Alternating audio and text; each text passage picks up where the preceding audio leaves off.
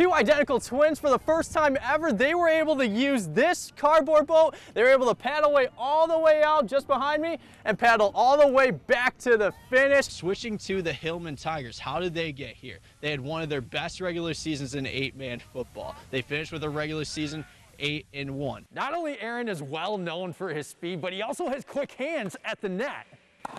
Another thing to point out about this Owls defense is that they've only allowed 3 red zone appearances to their opponents, which is where I'm standing. So most of the times for these opponents, they're either turning the ball over on downs or they're putting it away. Yeah, Matt, last night the Onaway Cardinals varsity volleyball team won their 3rd straight district title. Here at All Gray Sims, the Hal Eagles have the chance to win their 3rd district title in 4 years, but they had to get past Coleman. There you go. So a little bit back, yeah, compared to what you would be using with an iron. Yes, because you want to get underneath of it. Okay. There you go. Who is that one person in your life that has pushed you to be the best that you can be? That's kind of hard. Golf is starting to make a return, and it's Peyton Manning and Tiger Woods versus Phil Mickelson and Tom Brady. 4 GOATs, golfing, battling it out. Who do you think's gonna win? You gotta go with Peyton Manning, right? When it comes to being in front of the net, it's not all about just the position, but it's also about the skater making its first move. Fans will be tossing their teddy bears out onto the ice, and those teddy bears will be picked up and donated to families in need for this holiday season. Well, it was a perfect day for the Michigan Wolverines as they took down the Michigan State Spartans, winning by a score of 44-10. Shea Patterson had himself a game as he threw for 384 yards with 4 touchdowns. The Alcona Tigers had a special addition to their roster this season.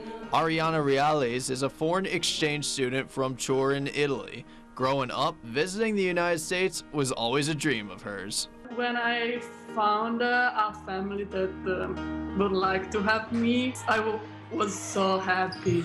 But moving to a small town in Alcona County was a bit of a culture shock. It's weird because I live in a big city. It's weird, but I love the nature here. And she didn't know what to expect when she first practiced with the Alcona varsity volleyball team. I was so nervous.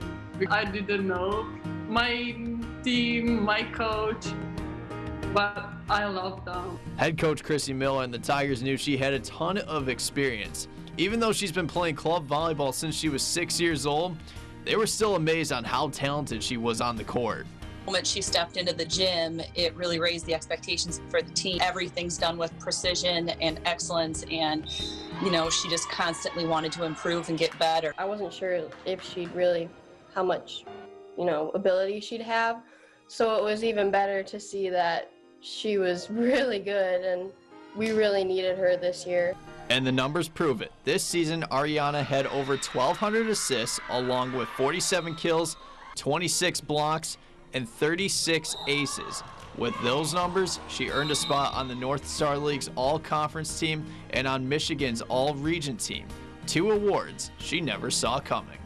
I didn't know if I could play, so no, I didn't expect anything. She proved herself time and time again when she stepped on the court. I mean, she just brought a level of play that, I mean, it was just awesome. October 4th, 2018 was one of the toughest days for Mark and Lori Ames. Their son Mark passed away due to pneumonia in Sault Ste. Marie. He was 34 years old. He was meant to be an only child. The world was his family. All of his friends were very, very close. He was a very loyal kid. Throughout his childhood, Mark was a huge Detroit Tigers and Red Wings fan. But when it came to football, it was all Green Bay Packers. He was dedicated to the Green Bay Packers no matter what his friends said or what. He was a Packer fan. And the player he admired the most was number 4, Brett Favre. The reason it was Brett Favre was because of his passion for the game. He had so much fun on the field, and you could see it. Nearly 3 years before Mark's death, the Ames family went to Lambeau Field. It was something that was always on Mark's bucket list. Since that day, Lori has been following the Green Bay Packers newsletter.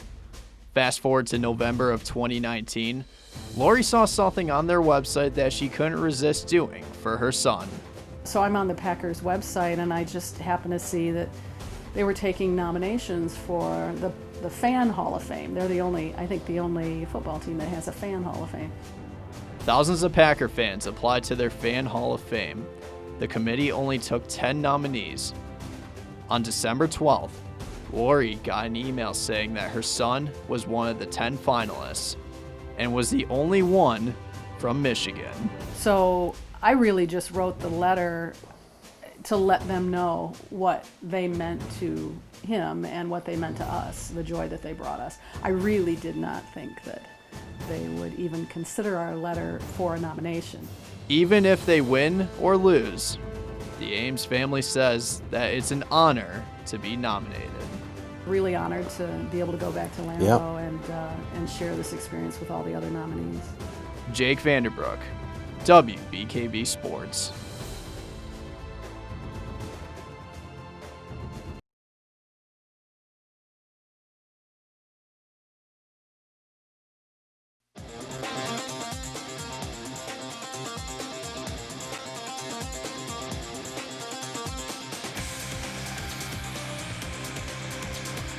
It's Thursday, which means it's time to reveal our top play of the 2020 football season in 11-man. You, the viewers, had 5 plays to choose from.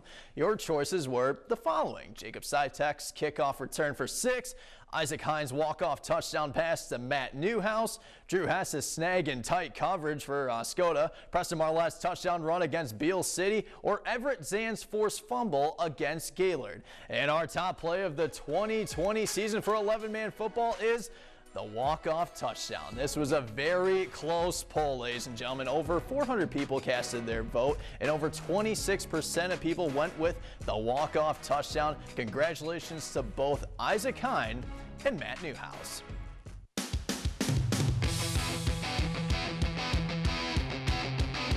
It was another crazy day in the office for the Detroit Lions organization as they introduced Dan Campbell as their new head coach. This morning, Dan Campbell walked into the office for the first time as it was his first day on the job. Sheila Ford and Rod Wood gave him a little tour of their facility. But also this morning, Campbell had his first press conference with the media. And oh my goodness, talk about the energy. He talked about his strengths, his weaknesses, and what he likes about Detroit's roster, but that's not all. He also talks about kneecaps and punching back. We're going to kick you in the teeth, all right? And when you punch us back, we're going to smile at you. And when you knock us down, we're going to get up. And on the way up, we're going to bite a kneecap off, all right? And we're going to stand up, and then it's going to take 2 more shots to knock us down, all right? And on the way up, we're going to take your other kneecap, and we're going to get up, and then it's going to take 3 shots to get us down. And when we do, we're going to take another hunk out of you. Before long, we're going to be the last one standing. All right, that's going to be the mentality. Gotta love that statement from the new head coach, a.k.a. The Dude. That's his nickname. And joining the Dude is Aaron Glenn. Earlier Thursday, the Lions announced that Glenn will be their new defensive coordinator, meaning he's taking over Corey Undland's duties. Now, Glenn has been coaching the defensive backs in New Orleans since 2016. The same year, Campbell joined that staff as the assistant head coach and tight ends coach. This year, the Saints ranked 5th in pass defense, which is pretty good. So the Lions organization hopes they can bring that success to Motown. All right, women's basketball, shall we? Michigan battling Ohio State. Nearly 5 minutes into this game, Ohio State gets going with their long-range shooting. J.C. Sheldon knocks down the trifecta. Buckeyes within 1 on the other end. Naz Hillman, literally the woman that puts the team behind her back, gets a nice pass from Maddie Nolan for the easy basket. Buckeyes up 5 after the first. Second quarter, Ohio State converting their buckets on second chance points, just like this here. No one defends Madison Green. That's an easy deuce. Buckeyes up 4 at the half, but Naz Hillman did the unthinkable in the fourth quarter. Tie game at 67. Hillman comes away with an offensive board, and this bucket right here gives her the most points scored within the women's basketball program. That was at 46 points. Minutes later, with just under 15 seconds left, Hillman breaks another program record. This time she now has the scoring record in all of Michigan basketball. She finished with 50 points in this ball game. That is just nuts. Let's see if she can seal the win on the road. Here comes the inbound pass, and they throw it away. Michigan falls to Ohio State in this one by a score of 81-77. The Wolverines will look the rebound on Sunday as they'll return to the Chrysler Center to battle Purdue.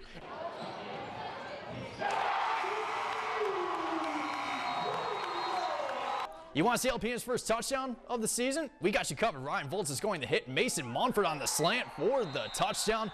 We're all squared away at 7 apiece. Let's go to the third set. Alcona looking for match point, but Megan Miles says, hold on, we're not finished yet. Spikes one down with authority. Just over a minute left. Rocket Watts in transition feeds a pass to Julius Marble II, and hello! Spartans survive, but the Gophers had more in the tank in this one, especially on this extra man advantage, and that's where Scott Reedy gets greedy. To put the icing on the cake, Willie Castro says, good night.